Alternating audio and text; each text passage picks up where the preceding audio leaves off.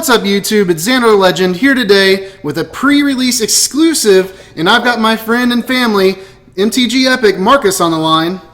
What's up, everybody? So we can do an exclusive opening of, BAM! Liliana Vess pre-release to let you see what you might be getting tonight whenever you go to it. Now, coming out of retirement for this video is Paula Dean. That's right, she's dull. She can't even cut my finger, but she's going to cut right into this because she knows how important it is to me and to Marcus. That's pretty racist, bro. The first thing we have inside this is the new story of the Planeswalker we'll be playing and hopefully pulling, which I think I already spoiled that, but we'll flip it over just in case. You can pause the video and go look at that.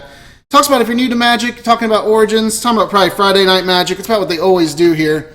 And it's going to be the story for our Planeswalker. Honestly, we don't care about that. We care what's inside the box. Inside your pre-release, it's always going to contain 3 packs of Origins on that side, 3 packs of Origins on that side. You get a total of 6 packs.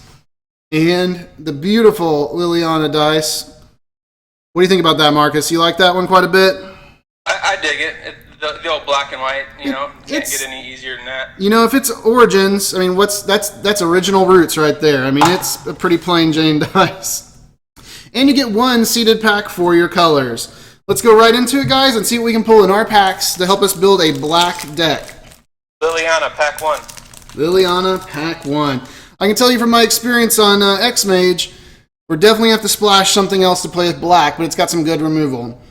Oromancer, Touch of the Moonglaive, Act of Treason, Mighty Leap, Aerial Volley, that's definitely not that good. Maritime Guard, Ringworn Owl, not too bad, kind of a late bomb. Bogwarp Brute's really good. It's one of our first cards with the new Menace mechanic on there. The creature cannot be blocked except by 2 or more creatures. Knight of the Pilgrim's Road, very solid if you're going to get in the pre-release boxes. Natuko Husk, he's alright. Warhorn, it's our first uncommon.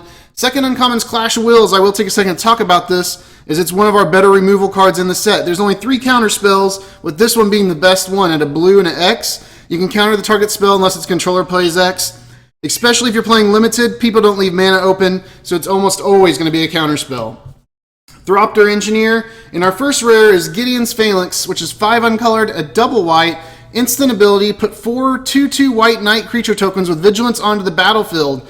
Also, this has Spell Mastery. If there are 2 or more instant or sorcery cards in your graveyard, creatures you control gain indestructible until end of turn. What do you think about that one, Marcus? I think it's a definitely awesome and limited. I could dig it. It's pretty good. I mean, we're getting 4 2/2 knights with vigilance, so I haven't had the chance to draft with that card yet. And the new Thopters, they look pretty good. Thopters can be something to reckon with, I'm telling you, too. I mean, it's easy for an opponent to get 3 or 4 Thopters out there. Next pack, Demolish, Oromancer, that was a Water Courser, Elvish Visionary. Elvish Visionary is actually really good for a common. 2 uncolored and a green for a 1/1, and you get the card advantage of drawing a card. Fine Snare's alright, Heavy Infantry, Pickle Boar, Reeve Soul, great removal, and we're playing black. This will definitely be in there with us. 1 uncolored and a black, destroy target creature with power 3 or less. And as many creatures have renown in this set, almost everything has 3 or less when it comes out. There's only a few cards bigger than that. Dreadwaters. First uncommon is Magmatic Insight.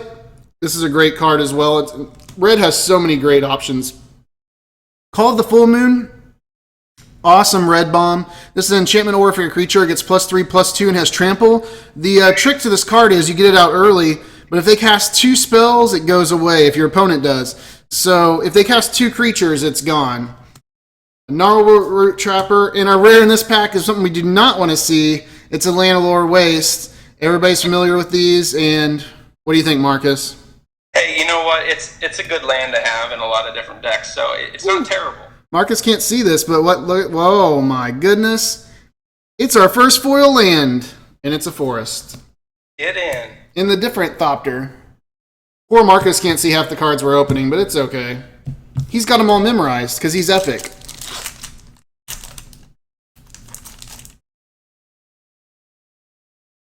Pack number 3.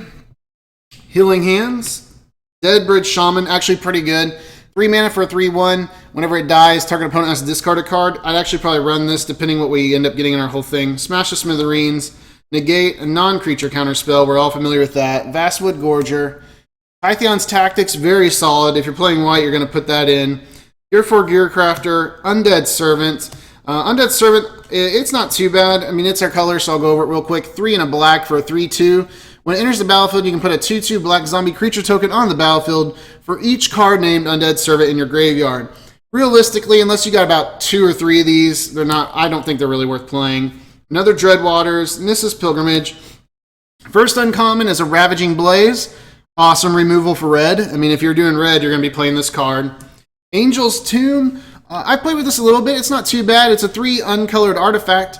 Whenever a creature comes into play under your control on the battlefield, it becomes a 3/3 white angel artifact creature with flying until end of turn. You can get a couple extra points of damage in there. It's not too bad.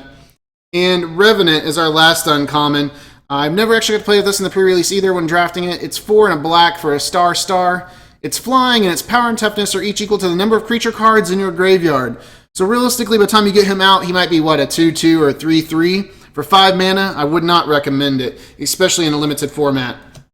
Our rare in this pack is a Priest of the Bloodrite. 3 uncommon, double black for a 2/2. When the Priest of the Bloodrite enters the battlefield, put a 5/5 black demon creature token with flying onto the battlefield, and at the beginning of your upkeep, you lose 2 life. Hands down, I'd be playing this. What about you, Marcus? Well, first off, I think it's a 3 colorless, not a 3 uncommon. Three uncolored and double black for a 2/2 and a 5/5. So for 5 mana, you're getting a 7 power, 7 toughness, realistically, but you're going to be losing that life during your upkeep. Definitely a pick 1 in limited. I'd run it for limited. I think it's fun. Especially since we're running black anyways with the Liliana. We're halfway through now. We're on our final 3 packs. And then we'll look at our seeded pack and see what we managed to pull. Charging Griffin. White's looking pretty strong. White and green are just very, very strong in Origins. Catacomb Slug. Subterranean Scout. Orchard Spirit, that's pretty good. 3 mana for a 2/2. It can't be blocked except for creatures with flying or reach. He's a spirit creature. I've had him wreck me in a couple of games. Negate. Fairy Missercant? I'm not sure how you say that, but Nissa's Pilgrimage. Enlightened Aesthetic. Juriper Gearcrafter again. Rabid Bloodsucker. You typically are going to get quite a few of these being uncommon. It's 4 uncolored and a black for a 3/2 flying. When it enters the battlefield, each player loses 2 life.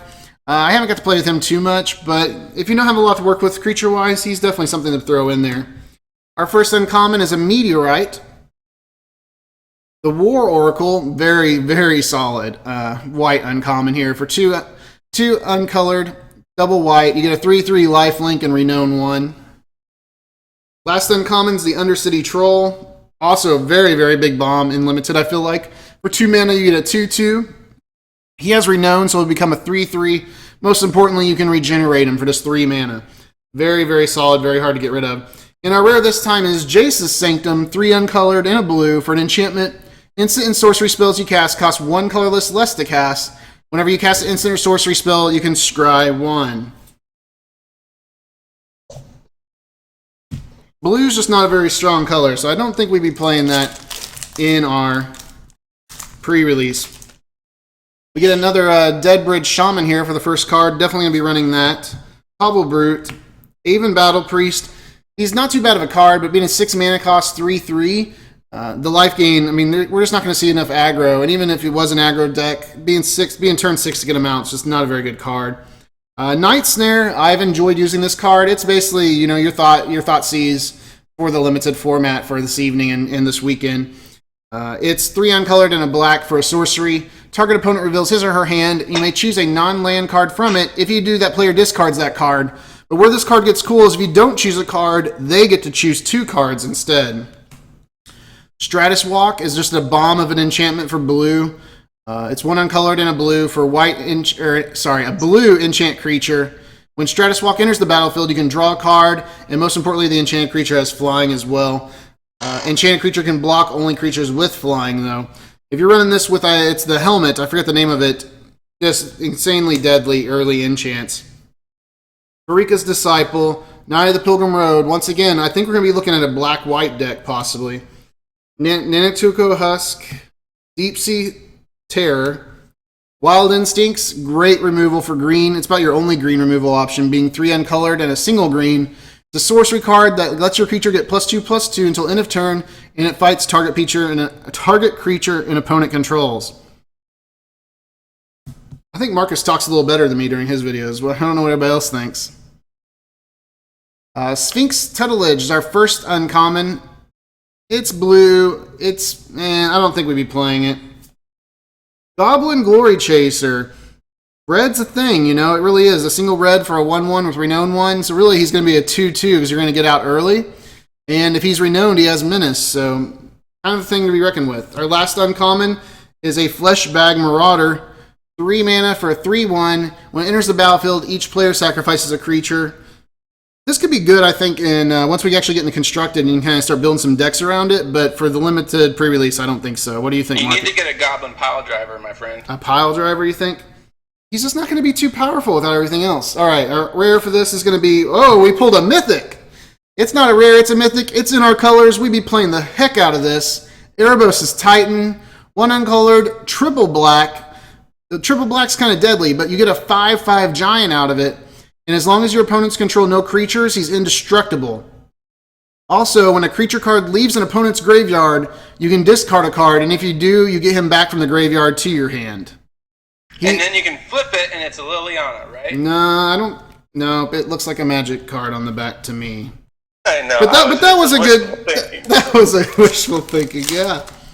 Liliana's in this pack, because it's the last one, Marcus. She's just waiting to say hi. Or she could be waiting for us in that seeded pack. And I was telling you needed Goblin Pile Driver not because you want it in your limited deck here, but because you want it. Oh yeah, I don't want it. I want 4 of them. I need them. First common is a Night Snare. We've been over that. Demolish, Auramancer, tons of Auramancers. I don't know. They're all right. Maritime Guard, Hitchclaw Recluse, Cleric of the Forward Order. He's a solid card. Once again, black-white's really looking like a thing for this, what we'd be making with this deck. He's 1 uncolored and a white for a 2/2 knight, but most importantly, you gain 2 life for each creature you control that are named Cleric of the Forward Order. So you're paying 2 mana for a 2/2 and gain 2 life. I mean, that's just tons and tons of usability.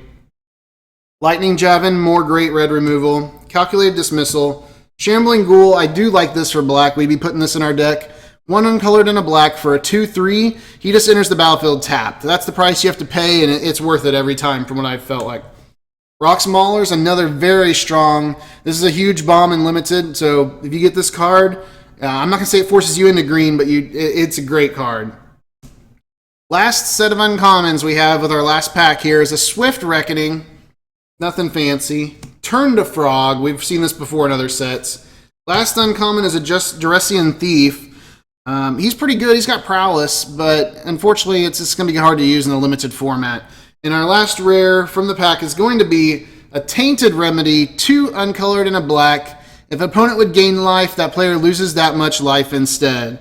I haven't had much luck using this during the pre-release events I've been doing, the practicing.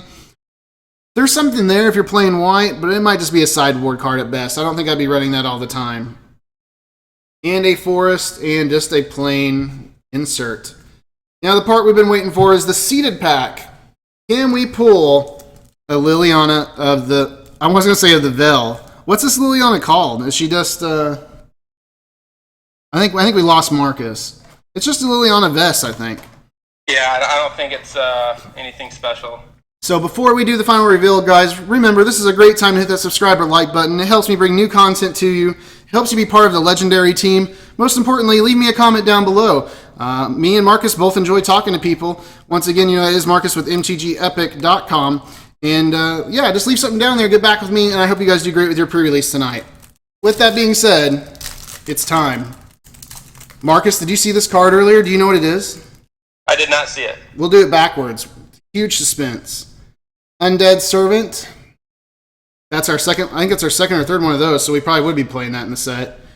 Read the Bones, awesome card. We get to scry 2, draw 2 cards, and lose 2 life. I mean, that has black written all over it, if you ask me. Unholy Hunger. I don't care for this card. 3 uncolored, double black, destroy target creature. The only plus side is it has Spell Mastery, so if you have 2 or more instant or sorcery cards in your graveyard, you can gain 2 life. 5 mana to destroy 1 creature. I don't know. It just seems a little too late. Common Return Centaur. Pretty good. 4 mana for a 2/4. Also, when he enters the battlefield, target player puts the top 4 cards of his or her library into his or her graveyard. So really, he's kind of like the new Satyr Wayfinder. Even though I don't think you'd play black and green together too much. First uncommon, Shadows of the Past. Great card. I almost forgot what this one was, but yeah, this is a great card, guys. This is 1 uncolored and a black, an enchantment. Every time a creature dies, you can scry 1. It also has 4 uncolored and a black. Each opponent loses 2 life, and you gain 2 life. Activate this ability only if there are 4 or more creature cards in your graveyard. Almost every game I've played where somebody got that on the field early, I lost because they could get through their deck and get the things they needed.